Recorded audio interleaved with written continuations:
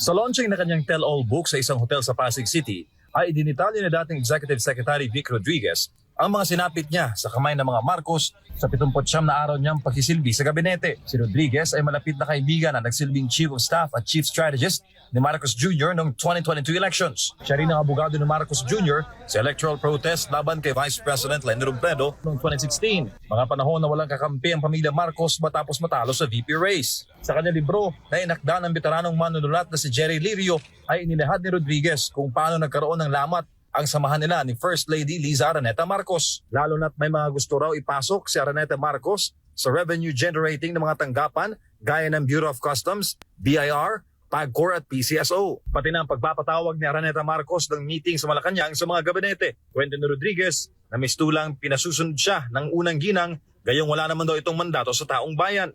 There are those who would want to be appointed right away and get in the line ahead of those that we were processing before them. Kaya lang, bulong dito, bulong dyan, paninira doon. Binanggit rin ito sa kanyang libro na ginusto ng First Lady na magkaroon ng kapangyarihan sa usapin ng military appointments. Kung matatandaan sa unang bahagi ng Marcos Jr. administration, ilang beses na nagkaroon ng rigodon sa Armed Forces of the Philippines. Ilan sa mga naapektuhan ay sina dating AFP Chief of Staff Lieutenant General Bartolome Bacaro at dating Intelligence Service Chief Brigadier General Marcelito Chufilo. Batay sa libro, nagalit raw si Araneta Marcos sa report ni General Chufilo ng ISAF na may namumuong anti-Rodriguez group sa gabinete. Dahil dyan, inakusahan raw ni Araneta Marcos Rodriguez ng wiretapping sa kanyang pamilya gamit ang ISAF. Kung matatandaan, naglabas noon ng video si Araneta Marcos kasama si dating PSB Chief Brigadier General Ramon Zagala kung saan pinabulaanan nito na may kinalaman siya sa mga appointments sa gobyerno. Pero nakadetalye sa libro ni Rodriguez ang totoong mga nangyari. Kailangan yung meron lang mandato ang nagdedesisyon. Maaari kang humingi ng payo, natural.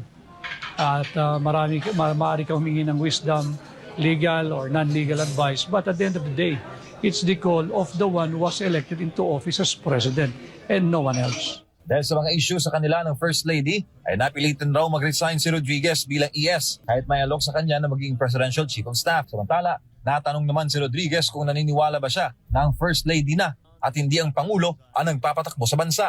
Hindi ako naniniwala na yun yung direksyon na kung hahayaan mo siyang mag-decision at mag-isip. Hindi ako naniniwala yun ang direksyon ni Presidente Marcos. So could be what's happening now are the result of the influence of some, of one, or of many.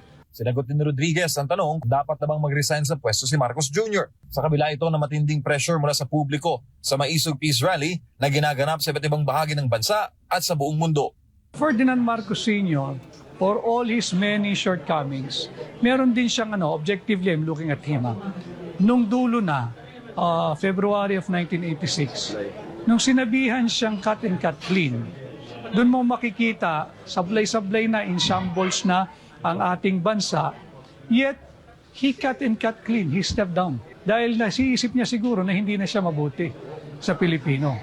At kung dan natin susundin na kung ano yung puno, siya rin ang bunga, sana, sa aspeto ngayon, positibo yan na hindi na ako mabuti sa bansa, I'll step down, alis na lang ako. That was the puno noong 1986, noong February.